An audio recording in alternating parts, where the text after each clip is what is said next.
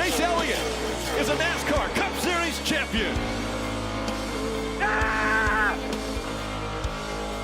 Bring that time, boys! Yeah! Chase Elliott, 2020 NASCAR Cup Series champion. What's it like to hear that echoed over and over and over again? I know that it has not gotten old, the 2 hours that you have been crowned this champion. Never will. I don't think that's something that ever gets old. So honestly, still surreal for me. I was so sold and so set on a caution coming out that I just have not really let this sink in. But I think at some point it's going to hit me and I'm going to lose it here. That hasn't happened yet, but I feel like it's getting closer and closer. Doesn't seem right, almost like this isn't supposed to happen, like what just happened? Well, hell, it happened and you are the champion.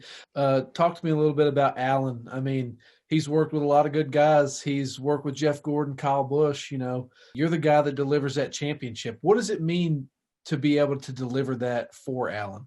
Yeah, it's so cool. I mean, to give a guy who has had so much success over the years, so many big wins, but never have a championship, to deliver a championship to him and to be a part of that is awesome. I'm just happy, whenever he gets done racing, he can, he's a champion and he deserves it.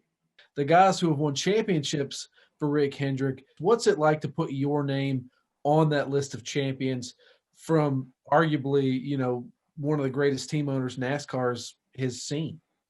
Amazing. I mean, I just, I've spent many days and spent many, a lot of time walking around the shop there and seeing those banners and those flags and all those win stickers on the wall. And for a long time, how bad I wished I could join that and add to it. So to leave your mark on something like that, a banner that'll hang forever at Hendrick Motorsports. And today is one of those days that when I'm long gone, it lives with you forever. And it's a big deal to somebody in a family who knows nothing but racing. In your post-race interview, you said that a lot of people, questioned you at 14 years old when Rick Hendrick decided to reach out and ink a deal. What does this moment, do for that 10-year relationship and everything that was said then and everything that was set up into this point?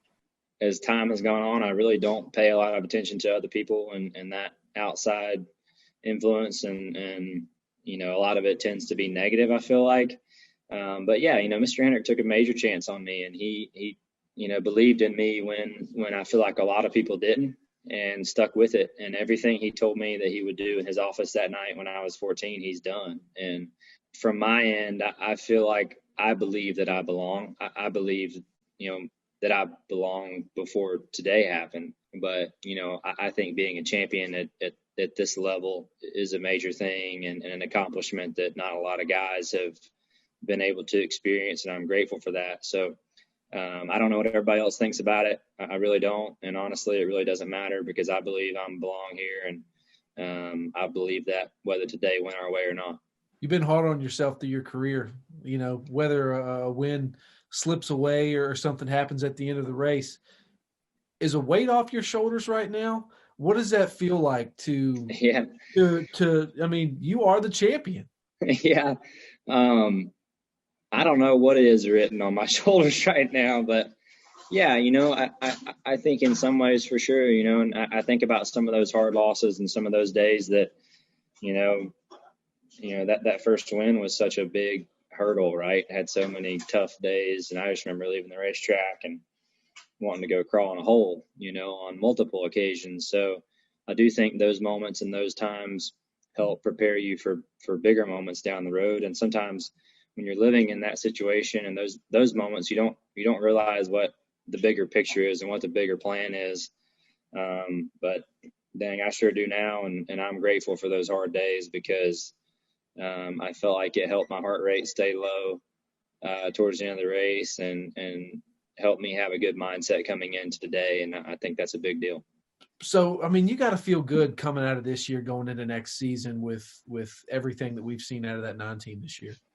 Yeah, my goodness. I mean, 5 wins and a championship. I mean, I'm grateful, and I'm grateful because I think a lot of our team is the very same today as it was through a lot of those tough losses. So I'm excited for next year. That's good and great. You know, whatever the schedule is, it is. I don't care if it's road courses or short tracks, or I don't care. I just want to be good at them all, and I think that's very achievable with the team that we have around us. Talk to me a little bit about Jimmy Johnson. Shared a moment there after the race on track. You know, it seemed like he was celebrating in his car just as hard as you were celebrating in your car from his in-car camera. So what's it mean to you to have a 7-time champion and have those moments with him on the racetrack and in his final race? So cool. And, you know, that he was genuinely excited for us. And that's so rare to find in a competitor, and so rare to find in a guy that has won as much as he has and has had as tough of a year as he has. You know, he was just as excited for me as I was myself. And that's just the way he is. And, you know, he's seen those tough days, and he's watched it. He's been a great support system for myself and our whole team. He's been a part of a couple of really big moments. You know, there's a moment shared there at our first win in Watkins Glen, and a moment shared here today. And 2 days I'll certainly never, ever, ever forget. All right, man. Well, you earned this. Go celebrate. We appreciate your time. We won't hold you up anymore. Yeah, thanks.